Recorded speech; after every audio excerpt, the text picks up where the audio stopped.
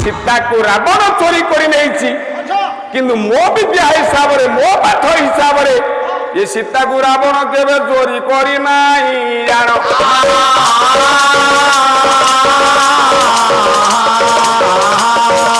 ଆନନ୍ଦରେ ଦେଖୁଥିବେ କେତେ ରାମାୟଣ। ସୀତା ଚୋରି ହେଇନି ଆଜ୍ଞା, ନା ଗୁରୁବାର ସୀତା ଚୋରି ହେଇନି, ରାବଣ ନାଇଁ ନାଇଁ, ରାବଣ ସୀତାକୁ କାହିଁ ନେଇକି ଯିବ? ଆଉ କିଏ ନେଲା? ରାବଣ କଣ ସୀତା କଣ ରାବଣର କିଛି ଅନିଷ୍ଟ କରିଛି? ତାହେଲେ କାହିଁକି ସୀତା କଣ ରାବଣର ବଂଶନାଶ କରିଛି? ସୀତା କଣ ରାବଣ ନାଁରେ ଚୁଙ୍ଗୁଲି ମେଳି କରିଛି? କିଛି ନାହିଁ, କିଛି ତ କରିନି।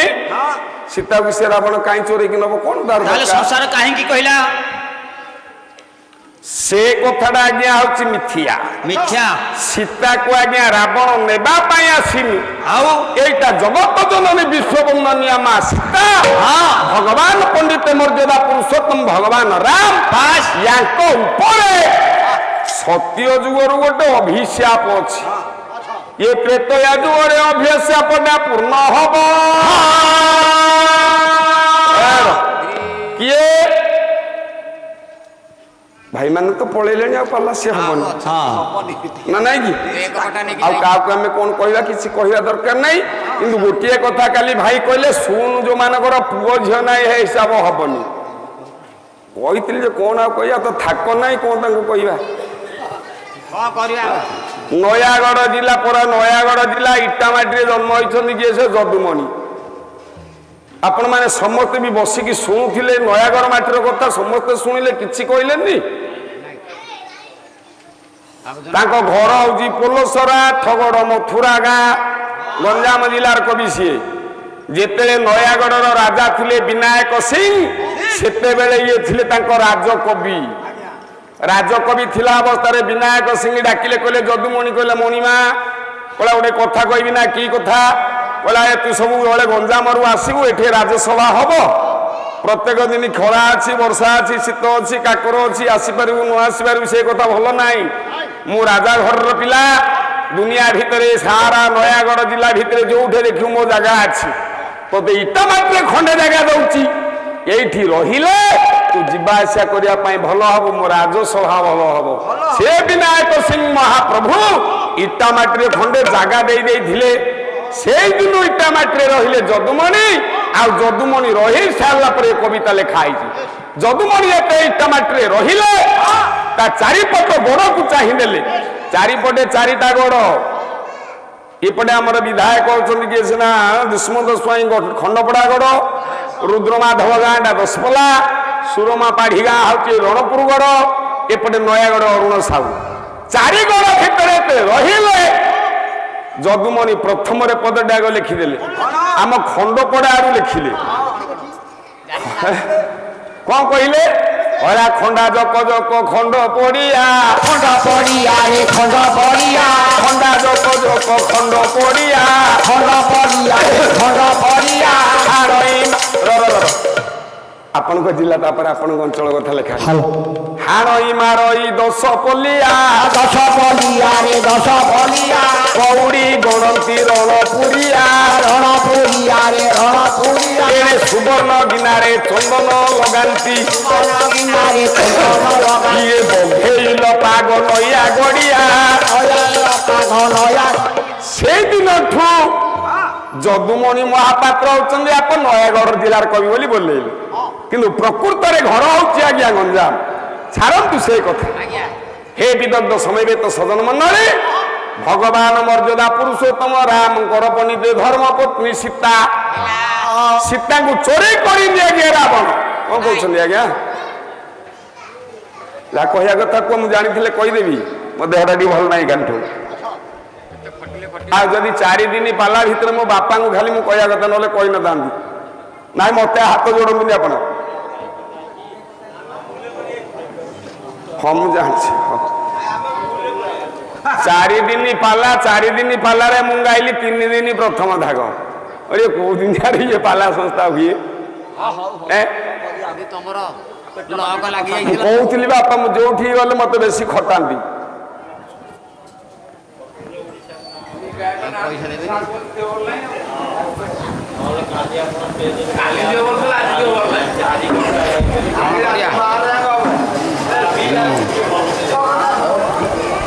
ଜଗତ ଜନନୀ ବିଶ୍ୱବନ୍ଦନିଆ ମା ଚିରସ୍ମରଣୀୟ ମା ହଉଛନ୍ତି ସୀତା। ଇଏ ପଡେ ଭଗବାନ ମର୍ଯ୍ୟାଦା ପୁରୁଷୋତ୍ତମ ରାମ ନା ନାଇଁ। ବାପା ମାନେ ଚୋରି ହେଇନି, ଦେଖନ୍ତୁ ଚୋରି ହେଇନି, ସୀତା ଚୋରି ହେଇନି। ଆଉ ଦିନେ ସତ୍ୟ ଯୁଗ ପୁରାଣ କଥା କହୁଛି। ସତ୍ୟ ଯୁଗରେ ଜଣେ ରାଜା ଥିଲେ, ତାଙ୍କ ନାଁ ହଉଛି ବାପା ଅମ୍ବରୀଶ ରାଜା। ମନେ ରଖନ୍ତୁ ରାଜାଙ୍କ ନାଁ ହଉଛି ଅମ୍ବରୀଶ ରାଜା ଅମ୍ବରୀଶ ନା ନାଇଁ। ଅମ୍ବରୀଶ ରାଜା ବାପା ଦିନେ ତାଙ୍କର ଗୋଟେ ଦିବ୍ୟ ସୁନ୍ଦରୀ ଝିଅଟିଏ ଥିଲା। ଅମ୍ବରୀଶ ରାଜାଙ୍କର ଗୋଟେ ଝିଅଟିଏ ଥିଲା, ତା ନାଁ ମନେ ରଖନ୍ତୁ ଶ୍ରୀମତୀ। ଏ ଶ୍ରୀମତୀ କନ୍ୟାକୁ ବିବାହ କରିବା ପାଇଁ ବାସ୍ ଅମ୍ବରୀଶ ରାଜା ରାଜ ଦରବାରକୁ ଲକ୍ଷେ ଯୁବରାଜଙ୍କୁ ଡାକିଲେ। ଲକ୍ଷେ ଯୁବରାଜ ବସିଛନ୍ତି, ଶ୍ରୀମତୀ କନ୍ୟା ମନ ଫୁଲାଣିରେ ଗୀତ ଗାଇ ଗାଇ ହଲି ହଲି ବରଣମାଳରେ ଧରିକି ଆସୁଛି। ଆଜି ଲକ୍ଷେ ଯୁବରାଜଙ୍କ ଭିତରେ ପୁଣି ତେ ବର ନିର୍ବାଚିତ କରିବ। ଆସୁଛି ଆଜ୍ଞା ଧୀରେ ଧୀରେ ଧୀରେ ଧୀରେ କିଏ ସେ ଶ୍ରୀମତୀ। ଯୁବରାଜ ମାନେ ବସିଛନ୍ତି ନା ନାଇଁ। ଆରେ ମୁଁ ଆଜି ରାଜାକୁ ବାହା ହେବି, ଝିଅକୁ ଯାଇ ଆଜ୍ଞା ହଁ ପ୍ଲଟ୍ଟେ କରିବି, ପଳେଇବେ ଆପଣ। ଆଉ ହଁ ସେ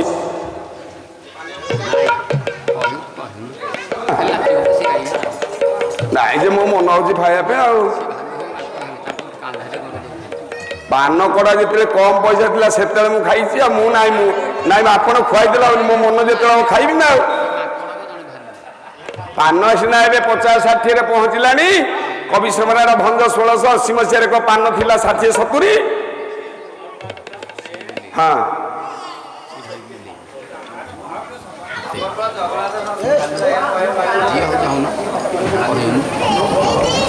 ଧୀରେ ଧୀରେ ଧୀରେ ଧୀରେ ଆଜ୍ଞା ଆସୁଛି କେ ସେ ଶ୍ରୀମତୀ। ଦେଖିଦେବା ଆଜ୍ଞା ପ୍ରତ୍ୟେକ ଯୁବରାଜ ମାନେ ନା ନାଇଁ। ଗୋଟେ ଚୌପଦୀ ଆଜ୍ଞା ଗାଉଛି, ଗୋଟେ ଚୌପଦୀ ଗାଉଛି। ଅନ୍ଧ ଅନ୍ଧରେ ଚୌପଦୀଟା। କବି ହଉଛନ୍ତି ଖଣ୍ଡପଡ଼ା ତେନ୍ତୁଳିଆପଲ୍ଲୀ କବି, MA BD MA ସ୍କୁଲର ପ୍ରଧାନ ଶିକ୍ଷକ। ତାଙ୍କ ନାଁ ହେଉଛି ମାଧବ ଚନ୍ଦ୍ର ସାମନ୍ତରା। ବହି ଲେଖିଥିଲେ ଚୌପଦୀ ରତ୍ନମାଳା। ତାଙ୍କରି ବହିରୁ ଅନ୍ଧ ଅନ୍ଧରେ ଗୀତଟା ଗୋଟେ ପଦ ଗାଉଛି, ବେଶୀ ସମୟ ନଉନି। ହଁ ପକେଇ କହିଲା ମନ୍ଦେ ମନ୍ଦେ ଆସଇ ଝିଅ ଧୀରେ ଧୀରେ ଆଉଛି। ମନ୍ଦେ ମନ୍ଦେ କହିଲେ ଧୀରେ ଧୀରେ। ଏଇଟା ମନ୍ଦେ ମନ୍ଦେ ଆସଇ, ଏଇଟା କାହା ବାଳି ରତନ।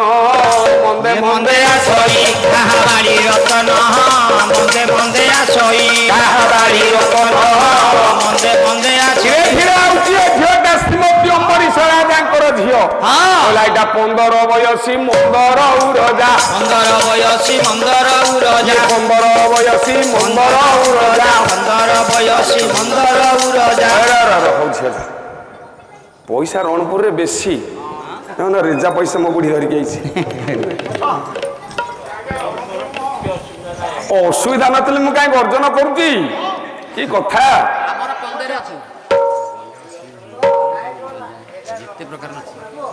କୋଉଟା ଯାହା ହଉ। ହଁ ହଉ ହଉ। କହିଲା 15 ବୟସୀ ମନ୍ଦର ଉରଜା। 15 ବୟସୀ ମନ୍ଦର ଉରଜା। ମାନେ ଦେଖିଦେଲେ କହିଲେ ଏଇଟା 15 ବୟସୀ ମନ୍ଦର ଉରଜା। ଚନ୍ଦର କୁନିନ୍ଦେ ୟାର ବଦନ। ମନ୍ଦେ ମନ୍ଦେ ଆସୁଛି କାହା ବାଡ଼ି ରତନ, ମନ୍ଦେ ମନ୍ଦେ ଆସୁଛି। ଯୁବରାଜ ମାନେ ଭାବିଲେ, ଚିନ୍ତା କଲେ, ପୂର୍ଣ୍ଣଚନ୍ଦ୍ରকে ଆଣି ଯଦି ମୁଖମଣ୍ଡଳ ଉପରେ ରଖିବା ପୁଣି ହାର ମାନିଯିବ ନା ନାଇଁ। କେମିତିକା ଝିଅଟା। ଯୁବରାଜ ମାନେ ବସିଛନ୍ତି। ଢେଙ୍କାନାଳ ଜିଲ୍ଲାର କବିଙ୍କର ଗୋଟେ ଲେଖା ଗାଉଛି। କବିଙ୍କ ଘର ହଉଛି ଢେଙ୍କାନାଳ, ଗାଁ ନାଁ ହଉଛି ଧୁନ୍ଦୁନାଳି। ଏବେ ଶିରପୁରରେ ଅଛନ୍ତି ଏଗ୍ରିକଲଚର ଓଭରସର ମନ୍ଦରଧର ସାହୁ। ସୁନ୍ଦର କବିତା, ଯୋଡେ ଯୋଡେ ଅର୍ଥ ତାଙ୍କର। ଏ ଯୁବତୀ ବର୍ଣ୍ଣନା କରିବା ପାଇଁ ଯୁବରାଜ ମାନେ ଯେତେବେଳେ ଦେଖିଦେଲେ କଣ କହିଲେ? କହିଲେ ଏଇଟା ଭାଇ ବୋହୁ ହରା ବେଶ। ଭାଇ ବୋହୁ ହରା, ଭାଇ ବୋହୁ କରିଥିଲେ ବାଳି। ଅନ୍ୟ ଅର୍ଥରେ ବାଳି କହିଲେ ଯୁବତୀ। କହିଲା କେଡେ ଯତନ ଭାଇ ବୋହୁ ହରା ବେଶ। କେଡେ ଯତନ ଭାଇ ବୋହୁ ହରା ବେଶ। ଯୁବରାଜ ମାନେ ଭାବିଲେ ଏ ଝିଅରେ କେତେ ସୁନ୍ଦର ବେଶଭୂଷା ହେଇଯାଇଛି। କହିଲା ପୋଡା ଦେହ ପୀଡା ଦିଏ, ପୋଡା ଦେହ ପୀଡ଼ା ଦିଏ, ପୋଡା ଦେହ ପୀଡା ଦିଏ, ପୋଡ଼ା ଦେହ ପୀଡ଼ା ଦିଏ। ଏ ପଡି ନୟନ ଭାଇ ବୋହୁ।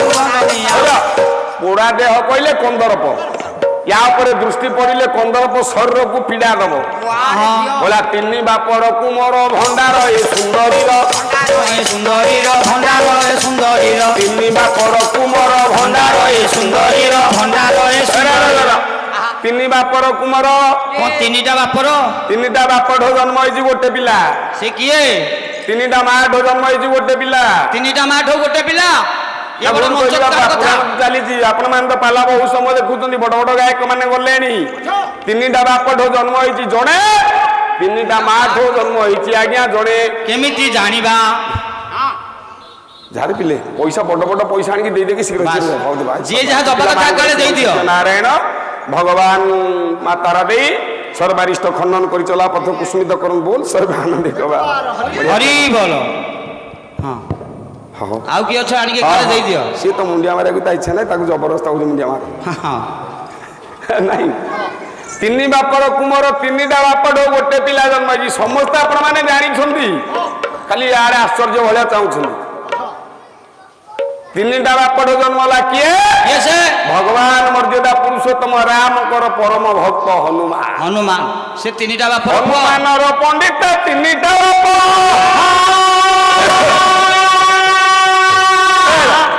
କେମିତିକା କେମିତିକା ଶିବ ଦେଲେ ବ୍ରହ୍ମ ଏକ ବାପା ହେଲେ ଶିବ ପବନ ଦେବତା ଉଡେଇକି ଆଇଲା ଇଏ ହେଲା ଦୁଇ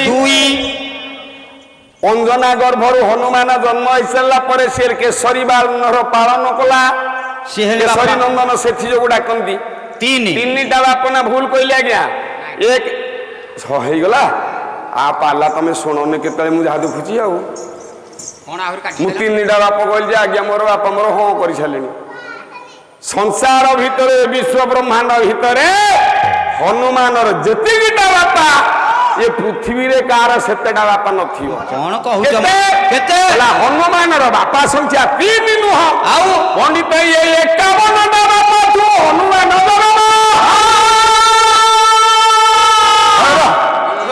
ପାଲା ବନ୍ଦ କର ଗାଁକୁ କେହି ଫେରିବାନି 51 ବାପା ହନୁମାନଙ୍କର କହିଲେଣି ଗାୟିକା ମହାଶୟ ଆଜ୍ଞା ହନୁମାନଙ୍କର ଆଜ୍ଞା 51ଟା ବାପା 51 ବାପା କେମିତି ଗୋଟିଏ ଗୋଟିଏ କୁହନ୍ତୁ ଶୁଣ ଶିବ ଦେଲେ ବ୍ରହ୍ମ ଶିବଙ୍କଠୁ ପ୍ରଥମରେ ବ୍ରହ୍ମା ଆସିଲା କେମିତି ଆସିଲା ଦିନେ ପଣ୍ଡିତ କୈଳାସ ପର୍ବତରେ ଶିବ ପାର୍ବତୀ ରହିଛନ୍ତି ଶିବ ଡାକିଲେ କହିଲା ପାର୍ବତୀ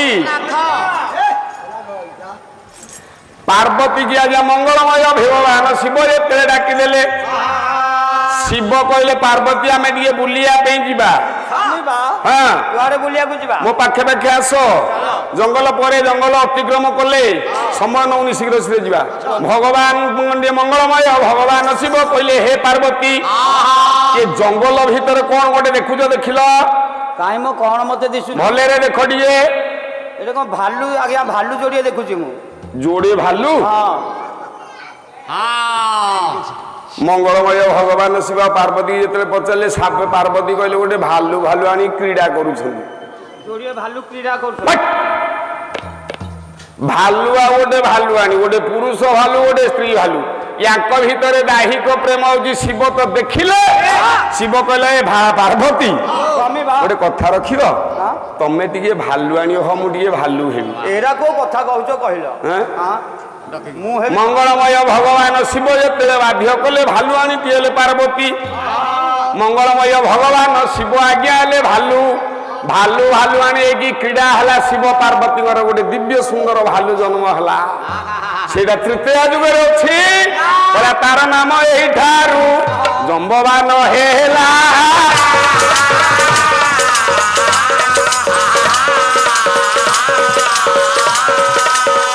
ଶିବଙ୍କର ବ୍ରହ୍ମପୁତ୍ର ଜମ୍ବବାନ ଧରା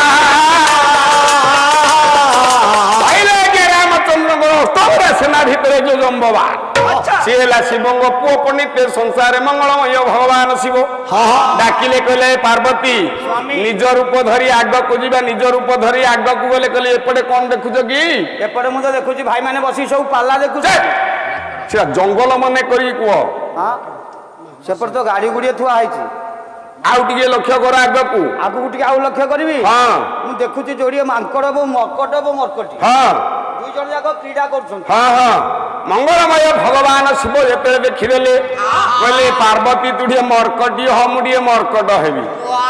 କଣ କହିଲ? ହଁ ନାଇଁ ନାଇଁ ନାଇଁ ତମେ କଣ କହୁଛ କହିଲ ମୁଁ କିଛି ଜାଣିପାରୁନି। ତମେ ମର୍କଟି ହବ ମୁଁ ମର୍କଟ ହେବି ମର୍କଟ ମର୍କଟିଙ୍କ ପ୍ରେମ ଦେଖି ଆମେ ପ୍ରେମ କରିବା। ହେଇପାରିବ ନାହିଁ। କାହିଁକି ହବନି? ଜଙ୍ଗଲ ବୁଲିବା ପାଇଁ ଠିକ କହିଲ। ସେ କହିଲେ ତମେ ଭାଲୁଆଣୀ ହଉ ମୁଁ ହେବି ଭାଲୁ। ହଉ ସ୍ୱାମୀ କଥା ମାନିକି ହେଲି ଭାଲୁ ଭାଲୁଆଣୀ ହେଲି। ତମେ ଏଠେଇ ମତେ କହୁଛ ଗୋଟେ ମର୍କଟି ହୁଅ ତମେ ହବ ମର୍କଟ। ତମେ ମର୍କଟି ହୁଅ ମୁଁ ମର୍କଟ ହେବି ମର୍କଟ ମର୍କଟିଙ୍କର ପ୍ରେମ ଦେଖି ଆମେ ପ୍ରେମ କରିବା ତାପରେ କୈଳାସ ଫେରିବା। ପ୍ରେମ ହବ ସତ ଯେ ହଁ କିନ୍ତୁ ପ୍ରେମ ହେଇସାରିଲେ କଣ ହବ ଜାଣିଛ? କଣ? ସନ୍ତାନ ସୃଷ୍ଟି ହବ। ହଁ। ସେତେ ବାଟକୁ ମୁଁ ଯାଇପାରିବି ନାହିଁ। ଆଉ ନାଇଁ ପ୍ରେମ ହବ ସତ କିନ୍ତୁ ଯେମିତି ସନ୍ତାନ ସୃଷ୍ଟି ନ ହବ। ପାର୍ବତୀ କହିଲେ ମୋ ସହିତ ଆପଣ ପ୍ରେମ କରିବେ ଦାହିକ ପ୍ରେମରେ ଜଡ଼ିତ ହୁଅନ୍ତୁ କିନ୍ତୁ ଆପଣଙ୍କ ଅକ୍ଷୟ ବ୍ରହ୍ମଟା ମୋ ଗର୍ଭକୁ ଯେମିତି ନ ଯିବ। ଭଗବାନ ମଙ୍ଗଳମୟ ଭଗବାନ ଶିବ କହିଲେ ହଁ ହଉ ଠିକ ଅଛି ସେ ପର୍ଯ୍ୟନ୍ତ ଯେତେ ଆମେ ତୁମର ମୋର କ୍ରୀଡ଼ା କରିବା ବ୍ରହ୍ମସ୍ଖଳିତ ହେଲା ବେଳେ ଏ ପୃଥିବୀରେ ପକେଇଦେବା। ମା ମାନେ ଏତିକି ଯେତେ କହିଦେଲେ ମଙ୍ଗଳମୟ ଭଗବାନ ଶିବ 10 ଭୁଜା ହେଇ ପୃଥିବୀ ଉଠିଲା। ପୃଥିବୀ କହିଲା ଶିବ ମୋ ଉପରେ ରେତ ସ୍ଖଳିତ କଲେ ତତେ ମୁଁ ଅଭିଶାପ ଦେବି। ମଙ୍ଗଳମୟ ଭଗବାନ ଦ୍ୱନ୍ଦ୍ୱରେ ପଡ଼ିଗଲେ କହିଲେ ହଉ ହଉ ପାର୍ବତୀ ତମେ ମର୍କଟି ହୁଅ ମୁଁ ମର୍କଟ ହଉଛି କ୍ରୀଡ଼ା କରିବା। ମୁଁ ପବନ ଡାକୁଛି 49 ପବନକୁ 49 ପବନରେ ତ ଗୁଡାକ ନେଇ ଉଡେଇକି ନେଇକି ପଳେଇ ଯିବେ। ଶିବ ପାର୍ବତୀଙ୍କର କ୍ରୀଡ଼ା ହେଲା ମର୍କଟ ମର୍କଟି ହୋଇ କ୍ରୀଡ଼ା କଲେ ବ୍ରହ୍ମସ୍ଖଳିତ ହେଲା ବ୍ରହ୍ମ ଆକାଶ ମାର୍ଗରେ ଉଡେଇକି ନେଇକି ଗଲା। ଅଞ୍ଜନା ପାଟିରେ ବ୍ରହ୍ମ ଆଜ୍ଞା ରହିଲା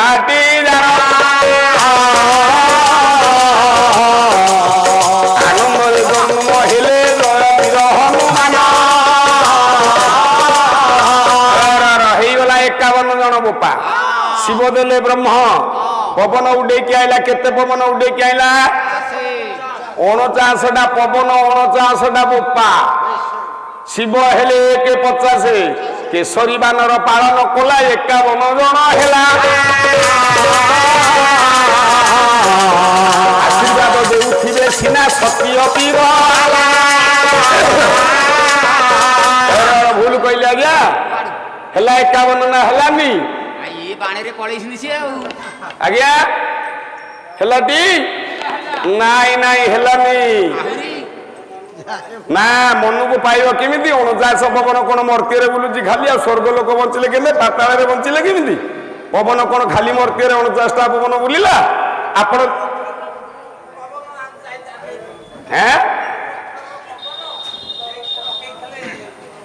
ଓ ଶିବ ନେଇକି ଯୋଉ ବ୍ରହ୍ମଟା ଗଲା। ତେଣୁ ଏ ମାୟା ଦୁନିଆ ଭିତରେ ସଂସାର ଭିତରେ ପିତାମ୍ବର ବ୍ୟାସ ନୃସିଂହ ପୁରାଣ ଆପଣ ଦେଖିବେ ନା ନାଇଁ? ପବନ ଆଜ୍ଞା ହଉଛି 49ଟା ପବନ 3 ଭାଗ ହେଇଗଲା। ସ୍ୱର୍ଗରେ ରହିଲା ପବନ ମର୍ତ୍ତ୍ୟରେ ବୁଲିଲା ପବନ ପାତାଳରେ ବୁଲିଲା ପବନ। ଏ 49ଟା ପବନ ସ୍ୱର୍ଗରେ ରହିଲା 27ଟା ମର୍ତ୍ତ୍ୟରେ 13ଟା ପାତାଳରେ ରହିଲା 9ଟା 27 13 40 9 49 ଏ 49 ପବନ ମିନିଟ 3 ଭାଗ ଆଜ୍ଞା ହେଇଗଲା। ଶିବଙ୍କ ବ୍ରହ୍ମକୁ ଡେକି ଆଇଲା ପଣ୍ଡିତେ 13ଟା ପବନ 13ଟା ପବନ ହେଲା 13 ବାପା। ଶିବ ହେଲେ 14 ଏ କେଶରୀ ବାନର ପାଳନ କଲା 15 ଜଣ ହେଲା।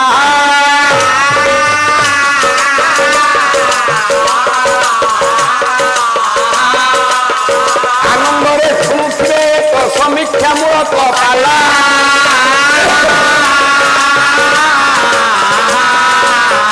ସେଇ ପ୍ରଭୁ ଜୟବୀର ହନୁମାନ 3ଟି ବାପର କୁମର ମନ୍ଦର ହର ସାହୁ ସେଇଥିପାଇଁ କହିଲେ 3 ବାପର କୁମର ଭଣ୍ଡାର ଏ ସୁନ୍ଦରୀର ଭଣ୍ଡାର ଏ ସୁନ୍ଦରୀର ଭଣ୍ଡାରର ସୁନ୍ଦରୀ 3 ବାପର କୁମର ଭଣ୍ଡାର ଏ ସୁନ୍ଦରୀର ଭଣ୍ଡାରର ସୁନ୍ଦରୀର ଭଣ୍ଡାରର ସୁନ୍ଦରୀ କହେ ମନ୍ଦର କା ଭାଗେ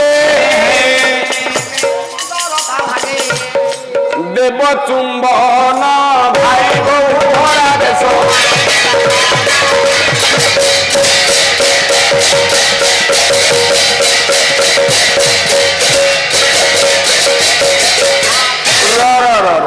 ଝିଅଟି ଆଜ୍ଞା ଶ୍ରୀମତୀ କନ୍ୟା ଆସୁଛି ନା ନାଇଁ? ଇଏ ହେଲା 3 ବାପଠୁ ଜନ୍ମ 3 ମାଠୁ ଜନ୍ମ କହିବି ନ ଥବ କି ଜାଣିଛନ୍ତି?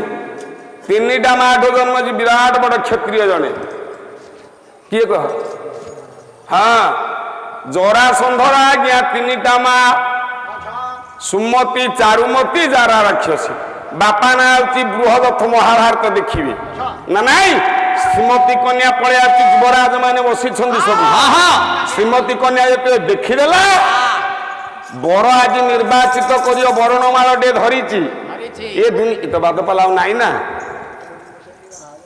ମାଳ ହଉଛି ଆଜ୍ଞା ଚାରିଟା ଗୋଟେ ହଉଛି ବରଣମାଳ ଗୋଟେ ବର୍ଣ୍ଣମାଳ ଗୋଟେ ବଜୟନ୍ତୀ ମାଳ ଆଉ ଗୋଟିଏ ବୈଜୟନ୍ତୀ ମାଳ ଇଏ ସ୍ୱାମୀ ସ୍ତ୍ରୀ ଭିତରେ ଆଦାନ ପ୍ରଦାନ ଯୋଉ ମାଳ ସେଇଟା ହଉଛି ବରଣମାଳ 14ଟା ଫୁଲ ଭଗବାନ କୃଷ୍ଣଚନ୍ଦ୍ର ଯୋଉ ବେକରେ ପକେଇଛନ୍ତି ବର୍ଣ୍ଣମାଳ ଏଇଟା 5ଟା ଫୁଲର ସମ୍ମିଶ୍ରଣ ପାଲା ତ ଥାକ ନାହିଁ ଆଉ କେତେ ସମୟ ବସିବୁ ଆମେ କଣ କିଏ ତମେ କିଏ କି ଆମେ ରାଜା ମାନେ ବସିଛୁ ଯୁବରାଜ ମାନେ ଶ୍ରୀମତୀ କନ୍ୟାକୁ ବିବାହ କରିବା ପାଇଁ ଅମ୍ବରୀଶ ରାଜା ଡକେଇଛନ୍ତି ରାଜଦରବାରରେ ମୁଁ କହିବାର ପ୍ରସଙ୍ଗ ସୀତାକୁ ରାବଣ ଚୋରି କରିନି ଏତିକି ତ ଶ୍ରୀମତୀ କନ୍ୟା ଏତେ ସମସ୍ତଙ୍କୁ ଦେଖି ଦେଖି ପଳେଇଲା ଚା କପେ ନାହିଁ କିଛି ନାହିଁ ଆଉ କେତେ ସମୟ ବସିବୁ ଆଣ୍ଠୁ ବିନ୍ଧା ହେଲାଣି ଶ୍ରୀମତୀ କନ୍ୟା କଲା କଣ ଥଣ୍ଡା ଟିକେ ଆସିକି ନାହିଁ କହିଲା କନ୍ୟା ମନ ନ କହେ କନ୍ୟା ମନ ନ ମାନିଲା କନ୍ୟା ମନ ନ ମାନିଲା କନ୍ୟା ମନ ନ ମାନିଲା କନ୍ୟା ମନ ନ ମାନିଲା ଏବେ ବରଣ ନ କଲା ଏରେ ଦେଖି ନୃପତି ମାନଙ୍କର ଚିତ୍ତ ହୋଇଲା ବାବୁଳା ଖେଳ ସହି କାଲା ବଂଶୀ ଧର ସମବେତ ସଜନ ମଣ୍ଡଳୀ ଶ୍ରୀମତୀ କନ୍ୟା କାହାରିକି ଆଉ ପସନ୍ଦ କଲା ନା ଲକ୍ଷ୍ୟ ଯୁବରାଜ ଯିଏ ଯୁଆଡେ ଆସିଥିଲେ ସବୁ ଫେରିକି ପଳେଇଲେ ଶ୍ରୀମତୀ କନ୍ୟା ଏକାକୀ ରହିଲା ଆଉ କାହାକି ହେଲେ ପସନ୍ଦ କଲାନି ଆଜ୍ଞା ପରିଶେଷରେ ବ୍ରହ୍ମା ପୁଅ ନାରଦ ଜାଣିଲେ ନାରଦ କହିଲେ ଅରେ ମୋଠୁ ତ ସୁନ୍ଦର ପୁରୁଷ ଦୁନିଆ ଭିତରେ କେହି ନାହିଁ ये सारा ब्रह्मांड भितर मु हूँ समस्त सुंदर नारद महती वीणा को वादन करी राम नाम गाई आकाश मार्ग आसी अम्बरीश राज दरबार रे पहुंचले अम्बरीश राजा आज्ञा आसन दिए देले बसिले अम्बरीश राजा कहले हे देवर्षि लक्षे युवराज आसी फेरिकी गले मो झील को मु डाकिबी आपन को जदि पसंद करी वर्णमाला देला ताले आपण तार यह प्रकार देवता हेबे नाही केते समय तुम एठी बस बस बेगी डाकंतु आज्ञा देवर्षि नारद जेमिति राजा आसनरे बसिछंती देवर्षि नारद जेमिति भूत भविष्य वर्तमान जानंती आउ जणे मोर महर्षि ऋषि सेमिति से कथा जाने से किए होला तांको पछरे पर्वत तांको पछरे पर्वत ऋषि होइले आगत श्रीमती कन्या को विवाह पाई बड़ाइले चित्त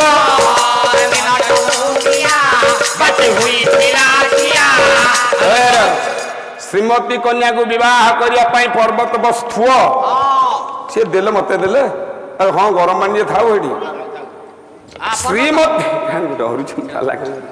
श्रीमती कन्या बापा ने रही एपटे पर्वत ऋषि एपटे अच्छी नारद नारद कहला अरे यदि पर्वत ऋषि वर्णमाला पाई मत आउ कि तो खोजे पर्वत ऋषि मन मन भावुची नारद जदि वर्णमाला पाइब मत तो कई पचारे तेणु छाया माया रूप धारण करी माया विपनीत नारद नारायण पाखे पहुँचले नारायण को आज्ञा 3 बार सत्य कले नारद नारद को कथा अनुसार आज्ञा नारायण 3 बार सत्य कले नारद कहले हे कुटकपटिया भगवान नारायण तमे मते आज एतिकी बर दियो श्रीमती कन्या जेते वर्णमाला धरिकी आसीबो पर्वत ऋषिंकर मुहटा केमती भालू मुह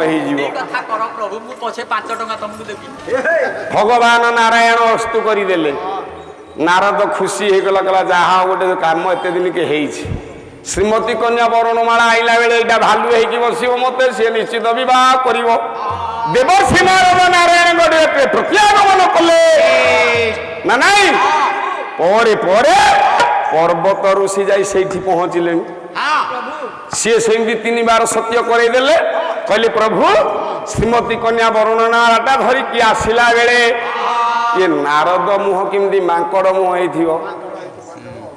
ସିଏ ବର ଆଇଲା ବର୍ଣ୍ଣମାଳା ଧରିକି ଆଇଲା ବେଳେ ଇଏ ମାଙ୍କଡ, ସିଏ ବର୍ଣ୍ଣମାଳା ଧରିକି ଆଇଲା ବେଳେ ଇଏ ହବ ଭାଲୁ।